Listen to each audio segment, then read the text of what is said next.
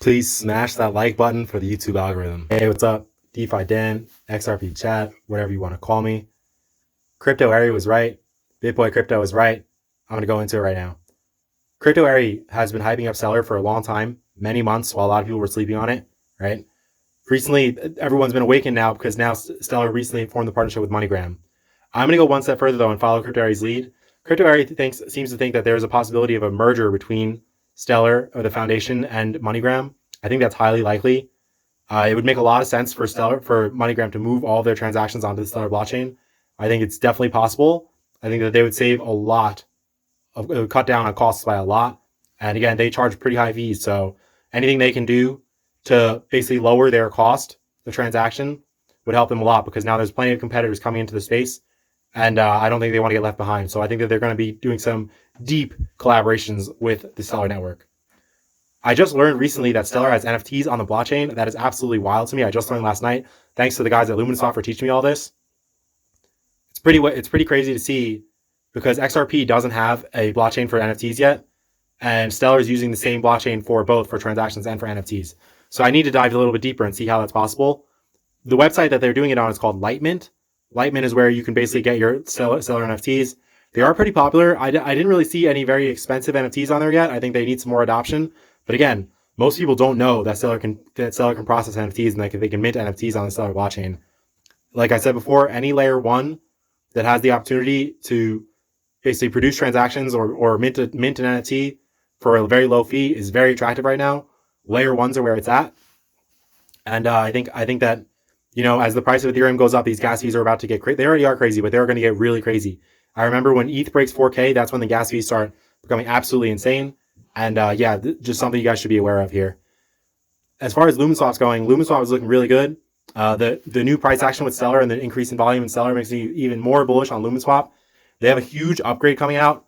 The news just dropped today in the Telegram that the next upgrade should be coming out in a week, and it's not on the roadmap. So I think that that's really, really exciting stuff.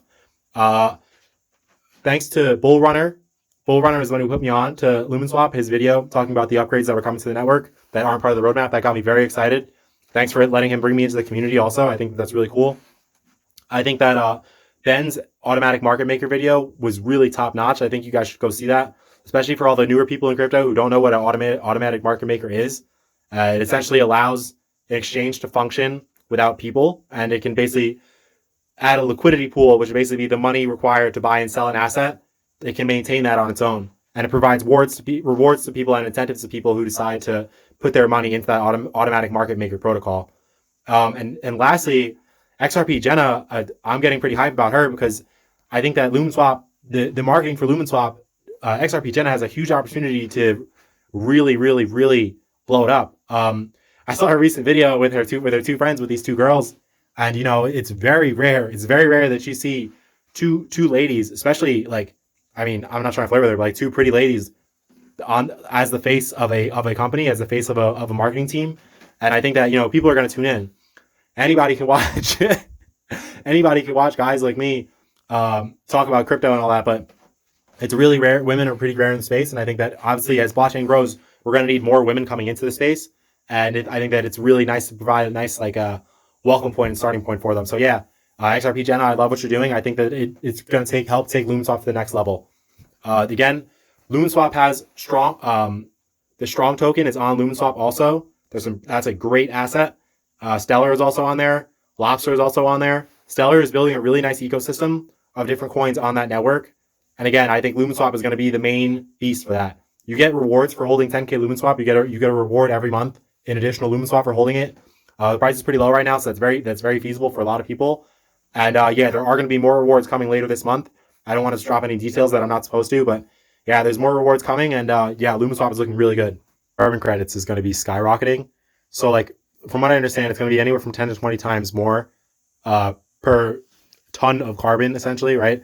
So what that means is it's pushing adoption towards lower energy usage blockchains or DLTs.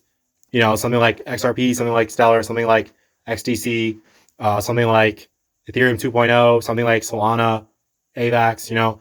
These things really, really, really will push because of the narrative of what's going on right now. The narrative is we need to spend less energy, right?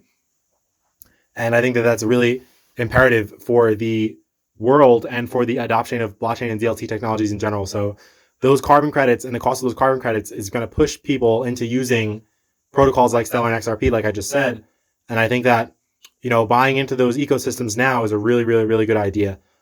And next, I'm going to go into XDC and Wadzpay. So Crypto just did the AMA for Wadzpay yesterday with featuring the CEO Anish and also Stas, the head of marketing.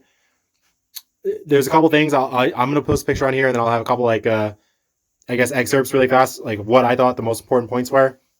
One, CEO Anish, he built the MasterCard program, the MasterCard prepaid debit card program. I think that's absolutely huge news for me because I want to invest in projects that have really great founders, and that sounds like absolutely huge stuff.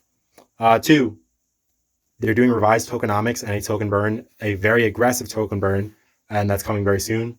Three, there's a huge exchange listing coming by the end of the month, a top 20 exchange. I think it's going to be a really good one, honestly. I think they're going to under-promise and over-deliver. Four, Canada is a huge market for Wadzpay. Most Wadzpay people know that, like, Southeast Asia, the Middle East, right? Those regions are already a done deal for Wadzpay, but to know that Canada is also involved, I guess I'm pretty excited. And four, they are officially moving to the Zinfin blockchain. And they're going to be a blockchain agnostic protocol, don't get me wrong, but they're going to do their transactions on the XDC blockchain instead of the XRP one because there's going to be a bridge and it's going to be a lot cheaper for most people to do their remittances. They're more of like they're not going to be like in the front. Does that make sense? Like, people use Wadzpay, but sometimes they might not even realize that they're using Wadzpay, if that makes sense. They're going to be basically helping facilitate payment transfers from fiat and crypto and stablecoins. So I think that's actually really cool. Next, we're going to go into Bitboy Crypto.